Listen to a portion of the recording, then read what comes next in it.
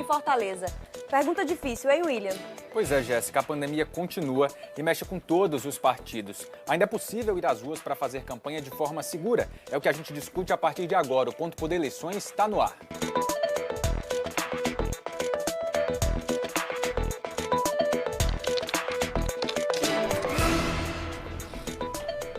Olá, muito boa noite. Ponto Poder Eleições está no ar e hoje a gente vai falar de um assunto bastante sério.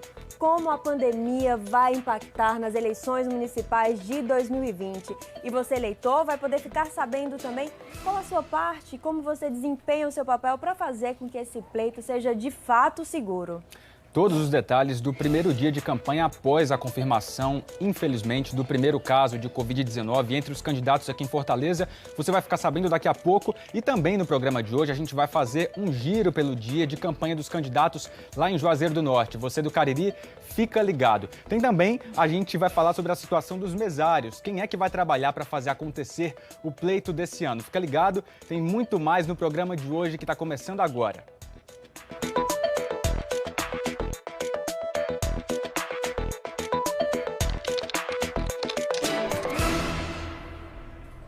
Vamos começar aqui pelas ruas de Fortaleza, que teve candidato por elas, mesmo aí com a tensão certamente redobrada, né? Mas vamos ver hoje outros 4 candidatos. Ontem nós mostramos 4 e hoje vamos ver o que esses outros candidatos fizeram aí pelas ruas para conversar com o eleitor.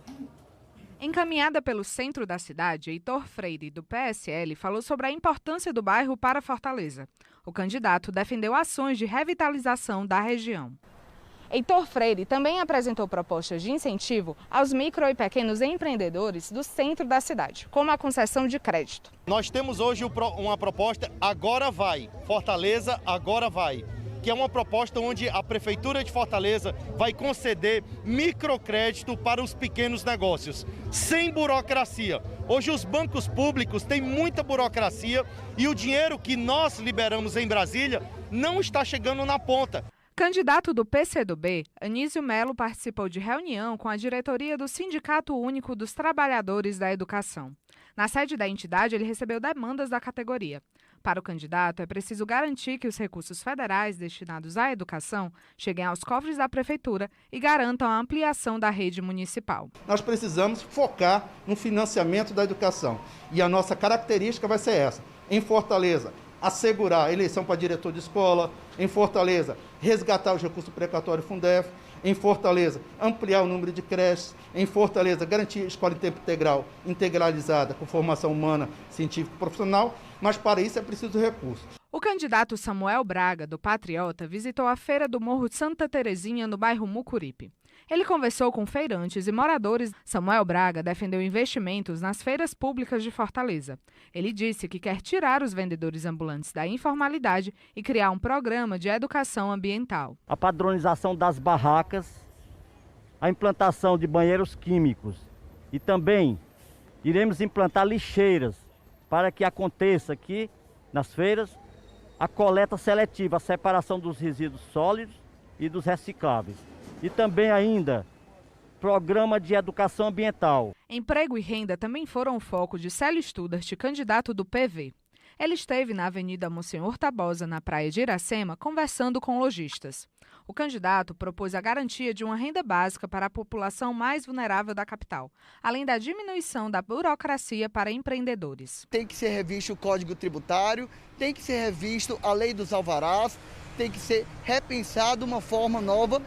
Já deveria ser, e a pandemia nos obriga a mais ainda compreender que se nós não fizermos um programa muito grande de reabertura desse comércio, de geração de renda e a prefeitura estimular isso com todas as forças, nós vamos ter grandes dramas sociais. É isso, você viu aí o dia de campanha de 4 dos 11 candidatos à Prefeitura de Fortaleza. Hoje também era dia de acompanharmos nossa equipe nas ruas o candidato Sarto Nogueira do PDT.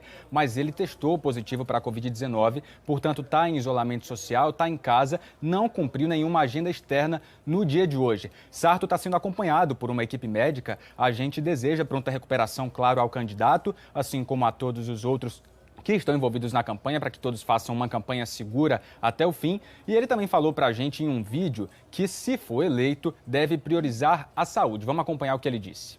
Graças a uma parceria do governo e da prefeitura, reduzimos bastante a pandemia, mas o vírus ainda circula. Eu sou médico e tenho um compromisso com a saúde. Como prefeito, quero melhorar o atendimento e a infraestrutura, principalmente para aqueles que mais precisam. É isso aí, a pandemia não acabou, é o nosso papel ainda manter os cuidados e a gente vai receber agora aqui no programa o médico infectologista Kenny Colares para falar sobre como que a gente pode então adotar medidas de segurança que sejam efetivas, que sejam minimamente seguras, né, para os candidatos e para os eleitores. Boa noite, doutor Kenny, o senhor nos escuta? Olá, boa noite, estou à disposição de vocês. Doutor Kenny, eu gostaria de saber com o senhor, é possível nós termos uma campanha de rua segura para eleitores e candidatos? Sem dúvida, essa pandemia ela vai forçar a gente a mudar uma série de coisas que a gente fazia de outra forma, e uma delas é a campanha, né? Então, apesar de a gente estar com um número pequeno de casos, a gente vai precisar, a gente tem tanto eleitores como a comunidade em geral, eles vão ter maior risco de uma agudização da pandemia caso a gente não tome cuidado, né? Então, o ideal é que a gente tentasse fazer parte dessas atividades de forma não presencial, de forma virtual, né? Mas algumas atividades, se forem mantidas, eu acho que é responsabilidade dos candidatos e dos partidos zelarem pela saúde da população e mostrarem seu compromisso real com a vida, né? E com a saúde, tentando dimensionar ou organizar suas atividades para reduzir o risco da população. Mas o risco vai existir sempre que a gente aproximar muitas pessoas, inclusive na campanha. Doutor Kenny, claro que a confirmação de um caso de coronavírus entre os candidatos preocupa, mas esse é um problema mais amplo. A pandemia continua, afeta a todos. Pergunto, portanto, para o senhor, o que o eleitor pode fazer para contribuir para uma eleição mais segura? A gente sabe que o eleitor, ele é visado, procurado por candidatos nas ruas, sempre tem aquele candidato que vai apertar a mão do eleitor, vai abraçar o eleitor, vai bater na porta de casa. O que o eleitor ele pode fazer para ficar mais atento, enfim, para saber como é que ele vai lidar com essas situações com segurança? Eu acho que a primeira coisa que o eleitor vai ter que adaptar um pouco a sua visão durante essa campanha é justamente ver aquela pessoa que está lhe cumprimentando, lhe abraçando e dando a mão sem qualquer cuidado, significa que ela não se preocupa com a sua saúde. Então essa é a mensagem que o eleitor tem que entender, diferente das outras eleições, né? Então os candidatos que fazem isso é porque eles não estão preocupados com essas pessoas. É preciso que a gente tente seguir aquelas mesmas recomendações que a gente vem seguindo durante esse tempo todo, e na campanha vai ser muito mais difícil. Manter uma distância entre as pessoas de pelo menos 2 metros, né? Evitar o toque, né? Se você tocar na pessoa, utilizar o álcool gel para higienizar as mãos antes de colocar no rosto, e utilização de máscara o tempo todo, né? Sempre que esses princípios aí forem esquecidos, o risco aumenta. Quanto mais gente for junto, maior é o risco, e com certeza candidatos e eleitores vão se infectar se não observarem esses cuidados. Doutor Kenny, muito obrigada pela sua participação, pela sua contribuição com essas informações. Os eleitores estão informados e agora é colocar em prática, não é verdade? É isso, vamos falar agora de... Muito obrigado, doutor Kenny, pela sua participação. Seja sempre muito bem-vindo ao Ponto Poder Eleições. Agora vamos falar de um público que exige sim cuidados específicos e especiais até o dia da votação. Você sabia que o número de eleitores idosos, aqueles com mais de 60 anos, aumentou aqui no Ceará? Pois é, e você sabe também, deve saber, que essa população ela faz parte do grupo de risco da Covid-19. A gente vai mostrar agora qual que é a realidade desse público para ir às urnas agora em novembro e que cuidados os idosos precisam tomar para o dia da eleição. A quantidade de eleitores com mais de 60 anos deu um salto no Ceará. Cerca de 1.200.000 pessoas desse grupo são esperadas nos locais de votação no próximo dia 15 de novembro, quando ocorre o primeiro turno. Desde 2010, o crescimento foi de 31,3%.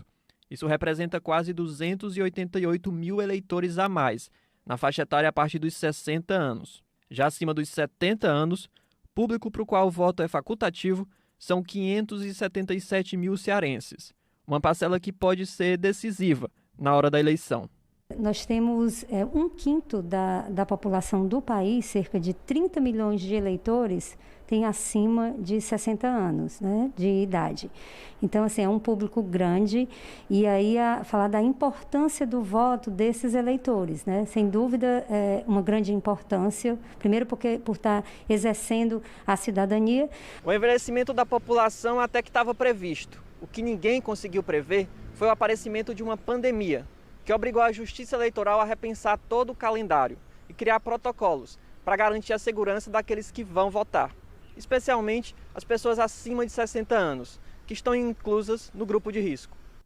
No dia da votação, a máscara é obrigatória. A Justiça Eleitoral também recomenda que os eleitores levem uma caneta para usar na hora de se identificar. Para a população idosa, haverá um horário especial de votação, das 7 às 10 da manhã. E mesmo com a pandemia, tem gente que não vai abrir mão de votar. Tem que votar porque é a lei de a gente votar, né? Para melhorar o Brasil, né? Para melhorar o Brasil, porque se não votar, quando se aposentar, como é que a gente vai, né? Tem que ajudar, tem que votar para melhorar. Vamos exercer a nossa cidadania com segurança, claro, e priorizando também a saúde dos nossos pais, dos nossos avós, dos nossos tios mais idosos, as pessoas de que a gente, né, gosta tanto, a gente tem um carinho, um apreço imenso. Cuidar da saúde da nossa é um cuidado com a deles e seguir as medidas de segurança, claro, também são importantes para todo esse contexto. E olha só, a gente tem lançado nas redes sociais algumas perguntas para você, eleitor, participar. E hoje a gente já mandou uma lá. No próximo bloco a gente vai trazer as respostas aí da galera que está nos acompanhando pelas redes. Daqui a pouco a gente está de volta, não sai daí.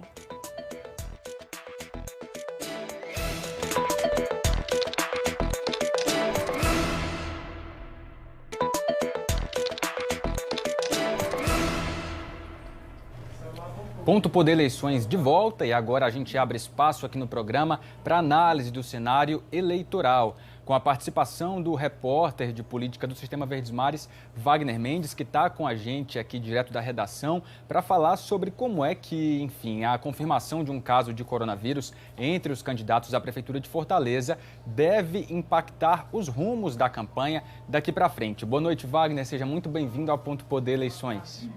Boa noite, William. Obrigado. Boa noite aos nossos telespectadores. Começo te perguntando, Wagner, o que você acha que deve mudar? Se deve mudar algo na campanha a partir de agora, com a confirmação de um caso de Covid que acende um sinal de alerta, não só para a candidatura do Sarto, mas também dos outros candidatos. A estratégia de definição de rumos das campanhas deve ser afetada por isso a partir de agora? Boa noite, William. A expectativa é que os candidatos eles coloquem o pé no freio na campanha de rua. Na verdade, essa já era uma expectativa lá na pré-campanha por causa da pandemia da Covid-19. Havia uma expectativa que as campanhas elas se concentrassem maciçamente nas redes sociais para evitar aglomerações. Ontem a gente mostrou aqui no Ponto Poder Eleições, bem no finalzinho do programa, a contaminação do candidato José Sarto, do PDT, a Covid-19. Mas na campanha de hoje, um dia depois dessa contaminação, a gente não viu tantas mudanças assim. Se você, telespectador, der uma olhadinha no site especializado na cobertura política do Ponto Poder, pontopoder.com.br, você vai identificar que a campanha ela não mudou muito. Inclusive, há alguns registros de aglomeração.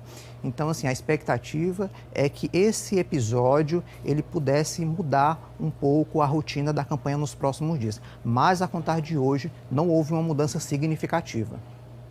Wagner, e você acha que que se causar um receio, né, a gente, claro, tem que prezar pela segurança de todos, mas a gente deve ter aí uma mudança de estratégia com o tempo de propaganda no rádio e na TV? Acho que os candidatos vão tentar chegar ao eleitor mais fortemente por esses canais? Principalmente para o candidato Sarto. Ele vai passar pelo menos 2 semanas sem fazer agenda externa. Ele vai participar de atos virtuais e a campanha na TV e no rádio ela sempre foi importante. Agora, na pandemia, ela vai ter um peso ainda maior, principalmente para o candidato do governo, que ainda é muito desconhecido do grande eleitor aqui na capital. Então, os aliados, principalmente o ex-governador Cid, o próprio prefeito Roberto Cláudio, vão fazer agendas sozinhos, sem o candidato. Então, esse é o momento em que a gente percebe e que vai haver justamente essa força na rádio e na TV. E esse é um dos assuntos que a cientista política Monalisa Torres, professora da Universidade Estadual do Ceará, debateu. Vamos acompanhar. A pandemia por Covid alterou de modo muito significativo as eleições de 2020. Nós, analistas políticos, esperávamos que as campanhas eleitorais migrassem, sobretudo, para as redes sociais, com o espaço virtual, e que os eventos de rua, tão típicos do tempo da política, quando acontecessem, seriam reduzidos, evitando aglomerações e, claro, respeitando todas as regras de biossegurança. Mas o que tem sido noticiado, o que temos visto, desde as convenções, foram cenas de aglomerações e algumas regras de biossegurança sendo desrespeitadas. Isso tem preocupado as autoridades de saúde e, sobretudo, a Justiça Eleitoral, que tenta bolar estratégias para reduzir ao máximo o risco de saúde, tanto para candidatos quanto eleitores. Jéssica, William, voltamos com vocês. É isso, Wagner. Muito obrigado pela sua participação. Ver agora como é que, de fato, isso vai se desenrolar na prática com os próximos dias de campanha. Muito obrigado pela sua participação, Wagner. Obrigada, Wagner. E a gente vai agora para a região do Cariri. Vamos falar de Juazeiro do Norte. A gente tem imagens de como foi o dia dos candidatos lá. Juazeiro, que é o terceiro maior colégio eleitoral do nosso estado, e tem uma disputa bastante animada. O candidato Demontier Fernandes, do PSOL, caminhou até a praça, que fica em frente à Prefeitura de Juazeiro, e conversou com pessoas que passaram no concurso público da cidade no ano passado. Ele disse que queria implantar uma política de profissionalização do serviço público do município. Já o candidato do PSDB, Nelinho Freitas, que é deputado, visitou o bairro Triângulo e participou de reunião com moradores e apoiadores. Ele apresentou propostas na área da infraestrutura de Juazeiro e disse que vai investir no saneamento básico da cidade. Já a candidata do PSB, Ana Paula Cruz, se reuniu com lideranças religiosas no bairro Frei Damião e uniu apoiadores na Vila Real. O atual prefeito Arnon Bezerra, candidato à reeleição do PTB, ele visitou uma empresa e se reuniu com a população dos bairros Franciscanos e Triângulos. O candidato do Podemos, Gleidson Bezerra, visitou uma usina de recicláveis e fez bandeiraço. Agora a gente vai mudando de assunto, saindo de Juazeiro do Norte para voltar a falar de um tema que interessa a todo mundo aqui no Ceará. A gente tem falado já durante o programa de hoje sobre as aglomerações e sobre os cuidados, os riscos diante da pandemia. E como a Jéssica falou no primeiro bloco, a gente perguntou para você, eleitor, para você que está em casa, quais cuidados, quais medidas você acha que os candidatos deveriam adotar para que a gente possa ter uma eleição mais segura, prevenir a infecção pelo novo coronavírus durante a campanha aqui no estado. A gente fez essa pergunta no perfil do Ponto Poder no Twitter, @PontoPoder. Você pode nos seguir lá, acompanhar tudo que sai de última hora na política cearense. E a gente vai mostrar aqui agora algumas respostas à participação de você que ajuda a fazer o Ponto Poder junto com a gente. Vamos ver aqui na tela? Vamos lá. O Rei Thalisson respondeu o seguinte: deveriam parar de apertar a mão da galera na rua, como vi alguns candidatos fazendo no programa de ontem. Verdade, viu, Thalisson? Além de estimular o uso da máscara, claro. A Maria Lenice falou pra gente que os candidatos deveriam atentar aos protocolos orientados. Infelizmente, não estão atendendo. O Ives Clavidian, acho que eu acertei seu nome, Ives, ele diz que os candidatos deveriam abolir a ideia de contratar alguém para ficar segurando bandeira em avenidas, expondo essas pessoas a lugares movimentados, só pelo prazer de ver seu rosto pela cidade. Temos mais uma participação, Carlos René Júnior. Esse já disse que a gente não deveria nem ter eleição esse ano. É isso, a participação dos nossos espectadores. A gente agradece pelos que participaram hoje e a gente continua, claro, junto de você, falando mais sobre outros assuntos nas redes sociais nos próximos dias. E vai ter eleição, né? Em novembro aí, estamos todos nos preparando para isso, e a Justiça Eleitoral também com os mesários, que são fundamentais para a realização das eleições, que coordenam todo o processo do dia de cada zona eleitoral, recebem os eleitores, fazem toda a checagem de documentos, encaminham, orientam, veem se está tudo funcionando. E olha só, aqui no Ceará são mais de 75 mil convocados. Vale lembrar, você já checou se foi convocado? Basta entrar no site da Justiça Eleitoral para ver se seu nome está lá. E vamos ver na reportagem de Flávio Roveri aí o que muda, né, com a pandemia, como é que está a preparação desses mesários aqui no Ceará.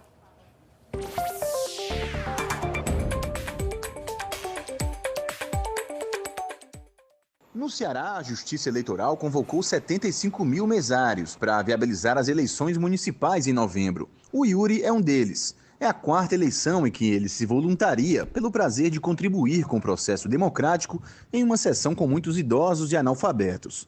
Neste ano, nem a pandemia o desmotivou de participar. Em nenhum momento eu tive medo e o TSE mesmo nos tranquilizou, né, a partir do momento da convocação esse ano. O próprio curso foi disponibilizado online, né, então evitando assim contágio, né, aglomerações. No Brasil, todo eleitor maior de 18 anos em situação regular com a Justiça Eleitoral pode ser mesário, desde que não seja parente até de segundo grau de algum candidato, servidor da Justiça Eleitoral, membro executivo do diretório de algum partido político, agente de segurança ou funcionário de cargo de confiança do Poder Executivo. A pandemia, claro, trouxe preocupações extras para quem vai exercer a função, que também traz algumas vantagens. Quem é mesário tem 2 dias de folga para cada dia de trabalho ou treinamento nas eleições. Exercer a função também conta como critério de desempate em alguns concursos públicos. O mesário também recebe um auxílio alimentação, no valor de R$ 35, e pode ser convertido em horas complementares de cursos universitários. Neste ano, mais de 70 mesários no Ceará são voluntários. Na capital, o percentual sobe para mais de 80%. Quem for convocado pode pedir dispensa. A coordenadora de eleições do TRE explica que há uma preocupação especial com os grupos de risco e que a convocação de substitutos pode acontecer até em cima da hora. Nós divulgamos para que aquele mesário que seja do grupo de risco procure a Justiça Eleitoral e solicite a dispensa. Aí vai ser necessário ter a substituição dos mesários, né? Nós temos em torno de 60%, 70% de mesários voluntários. O ideal é que 100% dos mesários sejam voluntários. O treinamento de quem vai trabalhar no dia da eleição tem sido feito majoritariamente de forma virtual, através da plataforma de ensino à distância do TRE e do aplicativo Mesários. Jefferson chegou a ficar receoso por conta da pandemia, mas a curiosidade de conhecer o sistema eleitoral e dar sua contribuição à democracia falou mais alto, e ele será mesário pela primeira vez. Eu fiquei pensando nessa dúvida do problema todo, nessa questão do isolamento, né, da questão do uso da máscara, questão do distanciamento social, mas eu pensei, não, se eu for chamado, eu vou. Eu acho que todo cidadão deveria, um dia, pelo menos ser mesário um dia, para ele tentar compreender como é que funciona a nossa dinâmica eleitoral. Tá aí um bom motivo para ser mesário, né? O que o nosso entrevistado trouxe para a gente nesse VT. Vamos ver agora como é que vai ser a agenda dos candidatos aqui em Fortaleza amanhã.